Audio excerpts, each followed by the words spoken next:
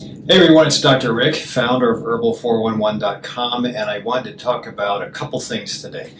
Lately I haven't had much time to edit my videos, so I've just defaulted to give you non-edited, straight through, and just deal with my ums or ands.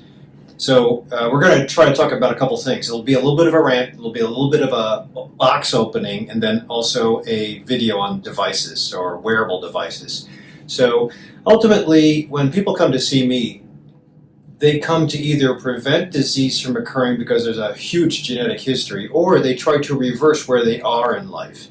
And I think that's the beauty of integrative medicine, is that we have to, by default, I can't do surgery. I don't like giving too many prescriptions if I can avoid it, but by default we have to rely on all those other things: healthy lifestyle, nutrition and exercise, some form of really deep sleep, some form of mindful practice to have the best potential for making it to 100 or just reversing disease.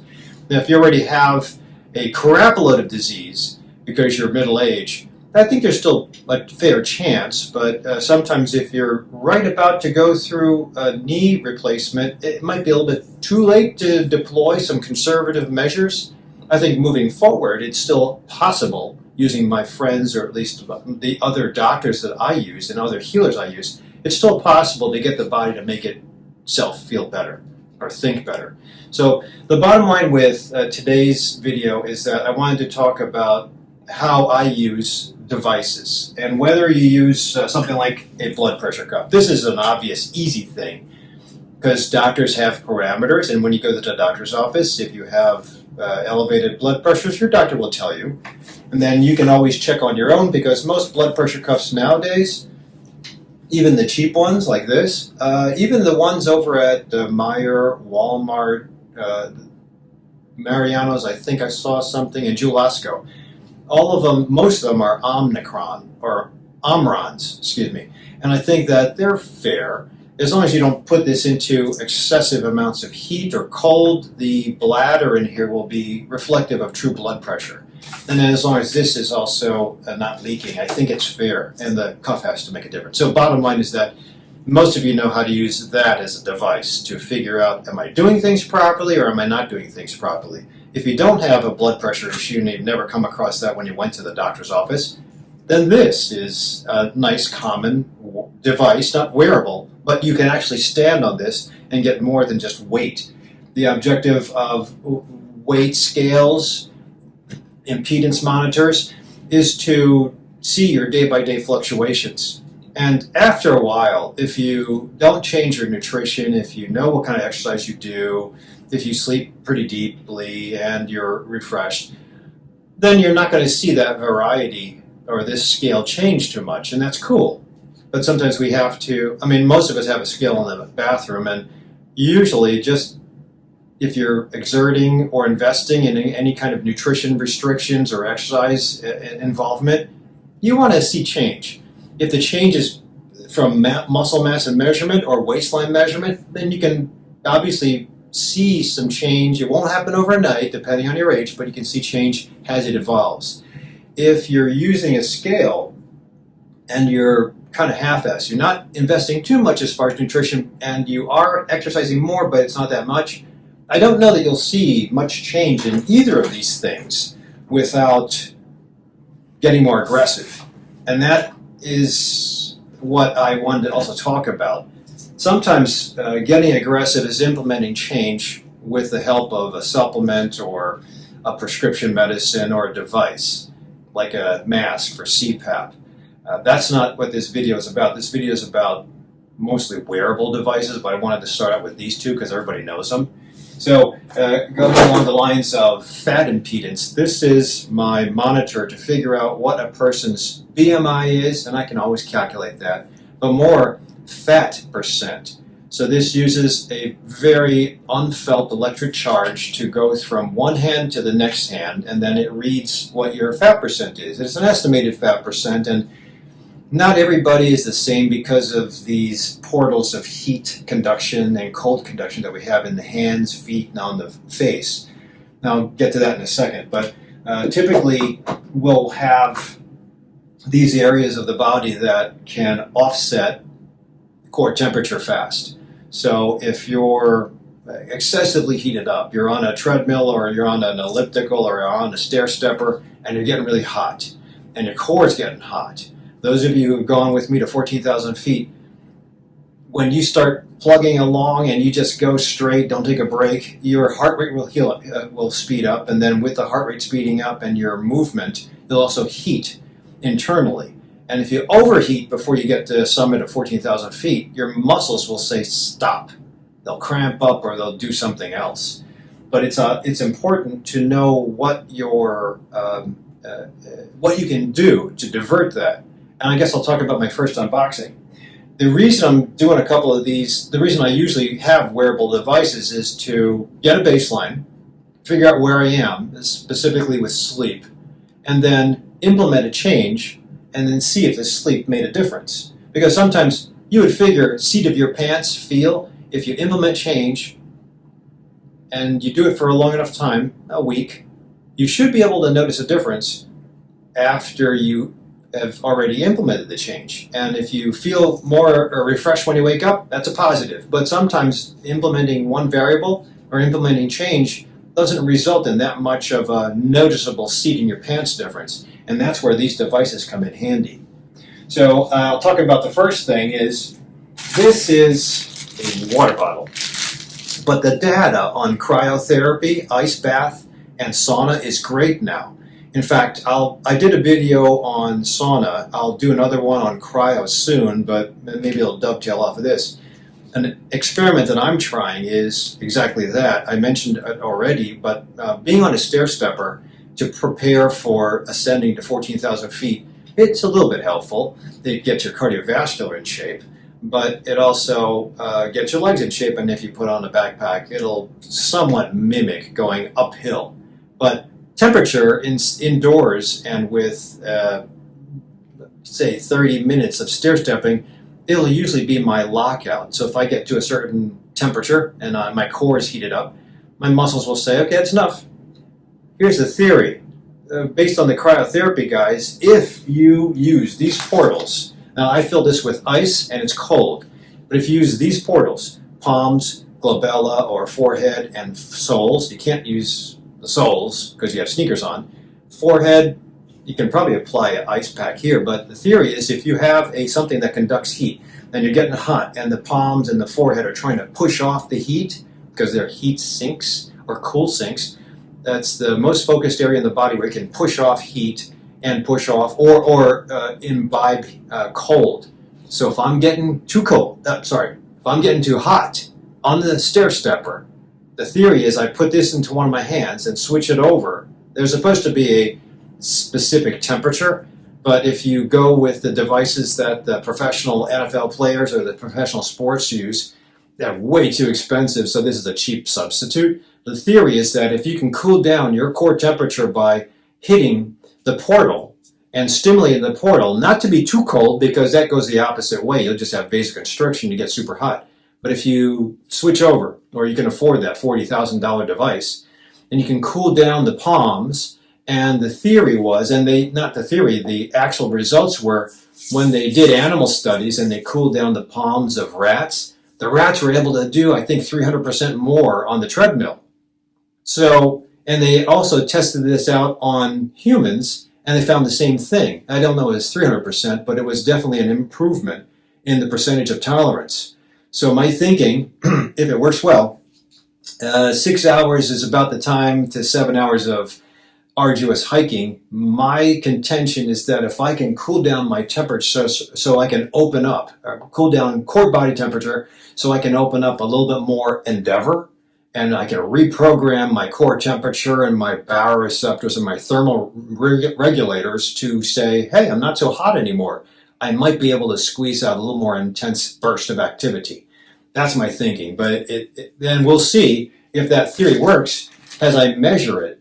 Now, I can do seat of the pants measurement there. I'll just see what can I tolerate with a current treadmill, when do I tap out? And then if I implement that at the time that I'm about to tap out, I'll see if I can get more. Now, certainly there could be placebo involved. I don't care if it's going to be placebo. But bottom line is, if something as cheap as entertaining changing the temperature of my portal, my temperature portal, palm specifically, or forehead, I can probably do that too. Well, that's cool. But if I can do that and squeeze out, say, another 30 minutes of aggressive 40-pound stair stepping, then that's a positive. If I can't see it or feel it there, as far as my performance, then I'll try to see what I can do with my wearable devices. So I guess we'll talk about this as my first wearable device. This is an Apple, and if you go on the Apple Watch, there is a sleep app that comes with the watch, and let's see if I can get it. The sleep app is here. I'll put it in the center. So for those of you with an Apple Watch, that blue thing that looks like a bed, hopefully you can see that, that's sleep. If I press on the sleep, it gives me that. And that was a measurement I did a couple nights ago, and that's the only measurement it gives. It doesn't give me more than that. So it gives bars to say, this is when you probably didn't move much. I think the newer updated app, because I haven't updated my phone, I'm afraid that I update it and they'll start falling apart. But those of you who have an Apple phone, and a couple of patients have found it, it's under the health section or the health app, and you can find sleep somewhere here. A couple of my patients have found it, and they showed me their measurements, and the measurements resemble what I get on my Garmin. So this is my Garmin that I use to help with GPS and hiking when I take people out to excursions. The Garmin has this thing. That's the sleep measure. And last night it says poor recovery, because I was probably up a couple times with my pain. I just did a aggressive hike with a couple of my trainees that I'm taking on the Mount Whitney excursion. And by the way, if you're into hiking, I am putting together a conference on the 26th. I'll put the link down below for your tickets. It'll be Hiking for Health. But I've been trying to get this watch to give me more than just GPS, and this is how it measured my sleep. And I was in pain last night. That gives you the bar graph as well. But the cool thing about this is it actually breaks it down into percentage. So there's light sleep, deep sleep, REM, and wake. Typically, if you do 8 hours, which yes, you're supposed to do 8 hours, an 8-hour sleep cycle is usually healthy for an average human. But if you do 8 hours, just to make it rounded off, half of your sleep, the first half, is specifically dedicated to slow wave sleep. The second half is specifically dedicated to REM, rapid eye movement. And that, let's talk about, so that's how a night is divided. And there's benefits to this. And I did it on my last video. I talked about, and I'll put a link to the sleep video I did, but I mentioned how when you're falling asleep, it's not just because you're tired and you have to recharge your brain. It's actually for preventing disease. Just like exercises for building muscle and chewing up cholesterol and glucose, sleep is for getting rid of bad things that are accumulating in your brain. At least that's the first half, slow wave sleep. The second half, REM, is for rehabbing muscle that you exercised the day before. Those of you who are in sports and have a coach, you know that coach is going to tell you, go to sleep early the night before your finals or before your matchup with the other team. And it does serve as old school mentality, be healthy. Eat a high carb meal and go to sleep early. And I think boxers even are told not to masturbate because you keep your testosterone high and you'll hit harder. So there's many wives' tales, but there's also data that shows that slow wave sleep helps with keeping the neurofibrillary tangles from developing. Those of you who have Alzheimer's in the family, you probably have heard about tau proteins and beta amyloid. Those are two things that are like glue in the brain. And the more glue you have in the brain, the slower the brain works, the more the chances for Alzheimer's disease, dementia, or just memory issues. Try to take an exam with no sleep. I guarantee you won't be able to remember any of the formulas for your exam. So, and I might as well explain it here too. I think it's just really cool. What you have to do to initiate sleep is you usually have to have a ritual. It has to be cold temperature because cold temperature usually signals to the brain hibernation.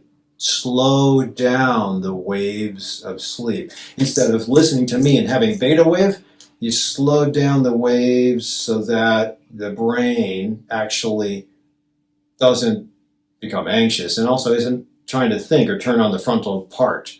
Frontal part's where you process all the problem solving. But between the frontal part, you have this area that initiates this slow wave. And it's called the prefrontal gyrus. But the idea that doctors have mapped out is that you get this wave of electricity, slow wave. It's all coordinated. The entire brain does it. It slows from the front, goes to the back, and then goes backwards, and goes back and forth. And it's an electric charge. So I think of it like a stadium. And in the stadium, if one person does this or stands up in a stadium, you won't notice them. But if everybody in a section stands up at the same time, it looks like there's a wave. And if you coordinate that, you'll see a wave march around the stadium, which is kind of fun. But that's what happens with the brain. It waves back, waves forward, waves back, waves forward electrically. And the cool thing about this, electrically and probably with some capillaries and some lymph tissues, it's like lymph tissues but brain, you'll have a push and pull. And with the push and pull, electronically or capillary pressure, you'll have movement of fluid. The movement of fluid brings in dendrites and white blood cells to clean up crap and take care of inflammation. It also takes away two proteins, tau proteins and beta amyloid. So another analogy is think of cholesterol. If you have elevated cholesterol, of course, you're a carnivore eater or a Mediterranean diet practitioner. And then you also smoke, and then you also are pissed off all the time and you don't sleep. Well, that one signal from the cholesterol becomes very sticky because of the other lifestyle changes. And eventually, as you know, with sticky cholesterol, you narrow down the blood vessels, so eventually there's no more flow, heart attack, and stroke. But the same thing can be said in the brain tissue. You've got beta amyloid and tau proteins. And if that glue stays in one area, it'll attract more of those things and you'll have fibrosis. But if you have this constant movement of fluid at night, it takes those two byproducts away and deposits them where they can be broken down somewhere else outside the brain. So the data nowadays is fantastic. People that had great rest, great sleep, especially first half of sleep, they had less beta amyloid and they had less tau proteins. So if those two markers are the things that determine or are found with Alzheimer's disease, by default, you should, again, this could be extrapolation or saying it as a proxy to the fix. But if you do practice of proper sleep, especially slow wave sleep, and you try to get beta amyloid and tau proteins out of the brain, the chances, by theory, the chances are lower that you will go into Alzheimer's disease. The chances are higher, by theory, that you'll have retention of memory. And you'll sleep better, you'll probably have better mood. So that's just fantastic. But if you don't have good slow wave sleep and you haven't ritualized your bedtime practice, meaning low temperature to induce hibernation, blanked out eyes to turn off the eyes have receptors, melanopsin, and when the melanopsin receptors, the neural receptors in the eye, sense blue light, like this screen, or light from the sun, or light from some of the overhead bulbs, then the brain stops melatonin. And because the theory is that when the eyes see light, you don't want to be falling asleep during the time of the day when you're supposed to harvest food and be productive.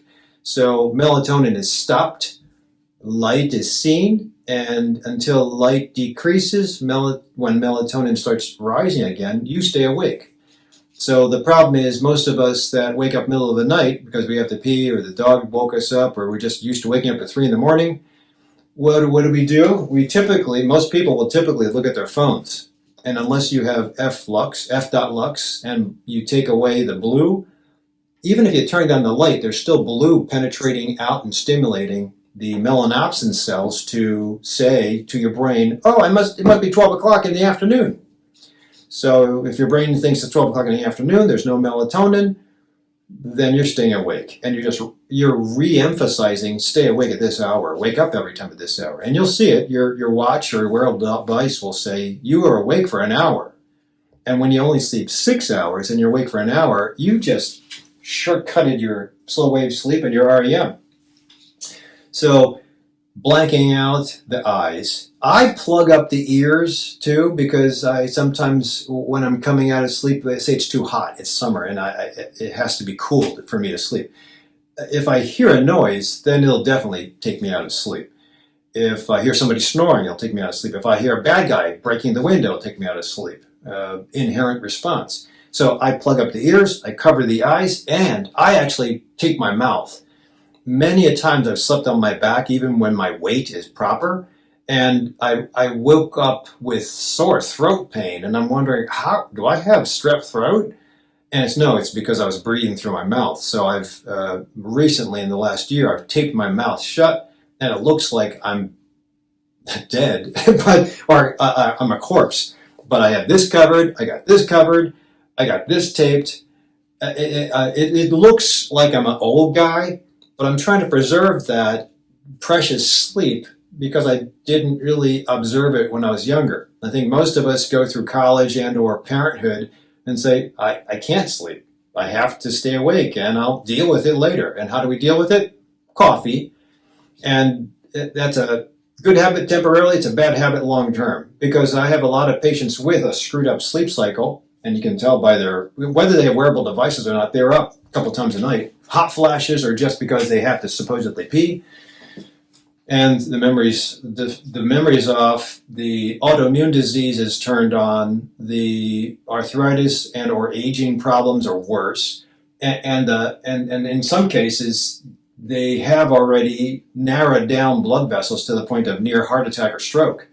So these are the 4 A's that I always say we have to watch out for, and I think this is an easy way to fix it. So the other thing that's also important for sleep time, a ritual at night, is a ritual during the day. And you do have to exercise. Even if you have disease, if you do a little bit of exercise, walking in the park, coming out to hike with me, going up and down your steps a couple times, which is boring, but it's something that's cheap. If you have ritualistic exercise, you gave the signal during the day that I was supposed to move. It just reinforces the fact that it's daytime. If you have seasonal affective disorder, you use a light box during the day sometime, 9 o'clock, 20 minutes, and it shines light into your eyes, and it forces the brain to say, turn off that melatonin. If you have a good meal, usually first and second meal of the day, if you make it more protein heavy, then it doesn't induce insulin as much, so you can stay awake. And then if you have a more healthy carbohydrate balanced meal at night, that will induce a little bit of insulin, and that should set you up for your ritual at night. I liken this to dating. I'm sorry if it offends anybody, but learning to date a potential spouse for the future, you have to court. I don't know if anybody uses that term anymore. You have to court that person, wine and dine, give them presents, show them, make them laugh, show them respect, show them that they mean a lot to you, and then you get the brass ring and you get married and have babies. Well, I liken sleep to that. If you just decide you're going to go to sleep because it's time to sleep and look at this and do everything wrong, you're not going to get the prize. If you start to go through the courting ritual and lower the temperature, turn off the lights, don't engage problems, calculus problems at night, don't engage fixing family members at night. If you do all that stuff, maybe read a book, do a meditative practice, start to slow the brain down, maybe consider taking CBD or CBN, which I'll talk about in a second, and then not eating too wrong of a meal. This is another wearable device that I rely on to effectively change the meals. If you do all that stuff, you'll have a great sleep cycle. You'll start it off with slow wave sleep. You'll have a very short latency. There's something called sleep onset latency, SOL. And I heard Tim Ferriss say, shit out of luck. Because if you have a prolonged sleep latency because you can't get to sleep, you're anxious, you're just used to, you're too wired, you're going to have like an hour to 2 hours of sleep latency, and you'll get into slow wave sleep even later. But there's ways to fix that too, and I think CBN is important. There are some medicines like trazodone, Ambien, Lunesta, Sonata that they work as hypnotics, at least the last three. Trazodone is an antidepressant, but all of them work as hypnotics to get you to sleep. You can also use L-theanine, you can use melatonin if you like, you can use magnesium L-threonate. You can use a couple different things to set you into that slow wave sleep dating and courting your brain. And if you're successful, great. If you're not successful, move on and try something different. But that's the beauty of these wearable devices. So in the case of it's hard to find these things, so I thought I'd throw them in. This is CBN. I did an unboxing on CBN gummies. And I think a under-the-tongue spray, I didn't really like the spray, it's too slimy. The gummies, I kind of use now, CBN, because I don't want to get high, but I just want to get sleepy. And some doctors would say, don't use marijuana to help you with sleep. And then they go ahead and prescribe Ambien. So I think that it can change the initiation of your cycle, and that's what we want to do, is change the rhythm. So for a short time, I think it's worth it to use something to push the schedule into submission. And sometimes if you're used to flying from Chicago O'Hare to China, and that's your route and you're a pilot, if you suddenly take on Chicago to Arizona, you can't keep the same lifestyle because you're used to going overseas and sleeping there. You have to stay within the realm of Central and Mountain Time and live in that box for a while, but you have to adjust a lot of things, and sometimes it's tough to adjust, so I force an adjustment with medicines to make you sleepy or cannabis.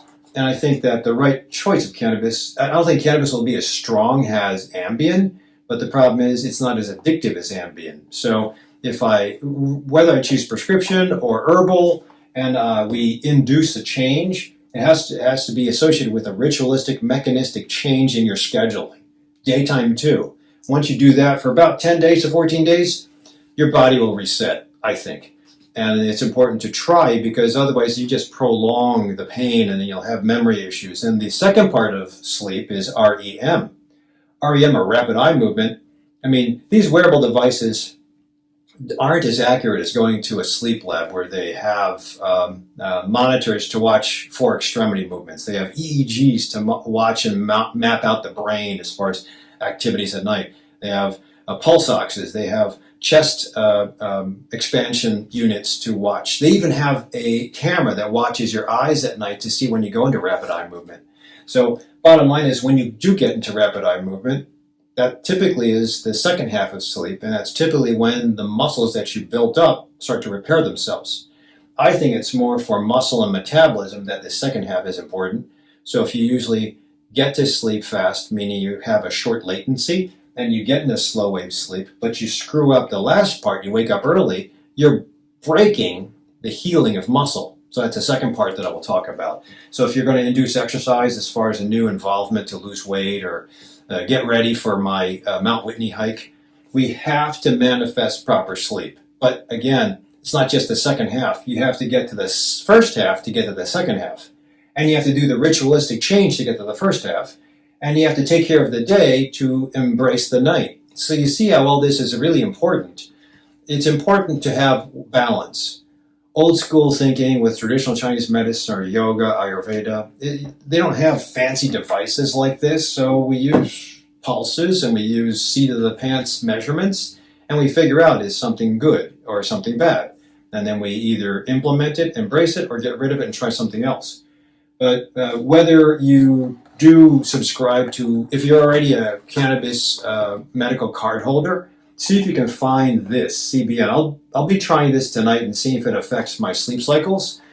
Or if you're just anxious, you can do this. This is CBD. Both of these companies, well, same company, but two different products. CBN with a little bit of THC is mostly for sleep and inducing this slow wave without getting you high necessarily. This is dominant CBD, which is an anti-inflammatory. There's definitely no high with this. Even my older patients can take this. But the beauty in this is, if you have anxiousness and that keeps you from getting to slow wave, doing this a long enough amount of time it hardly has any THC, so don't expect to take THC and everything will be cool. It's CBD dominant. CBD is the workhorse, if you ask me, of the cannabis plant. And it's not a popular sell, that's why it's really hard for me to find this. But for my anxious folks, for my folks with autoimmune disease, for my folks with inflammation and or Alzheimer's inflammation, this is excellent. This is almost mandatory because it doesn't get you high. It's a vegetable, or it comes from a plant. And it is available in the state of Illinois. I'm not sure if you're watching in Illinois, if you're outside, it depends on your state, but this is just a medicinal product. So it's hard to find, but it's 20 to 1. I've done unboxings on 20 to 1 medical cannabis, but unfortunately, medical cannabis industry in Illinois, you're not producing enough stuff for the medical patients, so please have more than just vapes and flowers. We need help with this. So I think it's important to consider that if you have anxiousness or inflammation. Usually it's half a dropper 2 to 3 times a day. For the CBN to initiate sleep, I would do half a dropper to a dropper at night. And we'll see if this helps, but the only way to figure out if it helps is to take a journal and notice how you do every morning or measure. And that's ultimately what I wanted to teach you guys, is to measure. The long-term things as far as fat breakdown, maybe bringing down or knowing your response to certain foods. This is a Libre, and I've done a video on this before, but this is also a wearable device that you put on for 2 weeks, and it can tell you what your foods do to you, what emotion does to you, and what exercise does to you. If you're not sure about how it affects your metabolism, the idea would be you get this on and you measure 30 minutes after eating your favorite foods. And if your glucose spikes past 140, that's a bad food, or that's a bad person that you're with, or that's a bad exercise routine that you're doing. And then you modify it by not doing it. So that's where this wearable device is cool. I'll put the link down below. The fat percentage thing, that's slow, but it still gives people a sense of improvement. Scales are slow. These devices are a little bit more day to day, and I think they do help. But that's how I would suggest we move forward. If you want to attack those 4 elements, the easiest lever to pull on is sleep, and I think that having these measurable data things around you, and that's the last thing I'll leave you with. I would not wear this all the time. I would not wear this all the time. In fact, I don't go to sleep with stuff. I'm covered up with my sensory blocking, but it's important to not be a prisoner to these things, because you can go down a rabbit hole of just trying to get too much data. Then you become addicted to data. So, and I do think there's something about electronic radiation that might not be healthy. So it's just to see if you're on course, and then you can put it away for a while. I have a lot of people that have old Fitbits from decades ago, and they bring them out again, but I expect them not to wear them all the time, and just to get the data, implement change, repeat the data, and see if it made a difference. So hopefully this gave you a couple of ideas. I can't do unboxings on all the devices because I can't afford them all. This is just because I take people on excursions, and if you're interested in hiking, I'll put a link down below to my Mount Whitney excursion this summer. But I think it's important to use what you have available. Maybe just borrow it, because everybody gets rid of their wearable device for a while. If you have the same size wrist, ask a friend or a relative if you can borrow it just for 5 days to track, and then give it back, and then implement change and borrow it again. So that's how I would help you. Hopefully this gives you a couple of ideas. If you have any questions, put them in the comments section down below. And if this helped, please give a thumbs up, and also share it with other people who are totally lost or addicted to the devices. And I'll see you at the next video.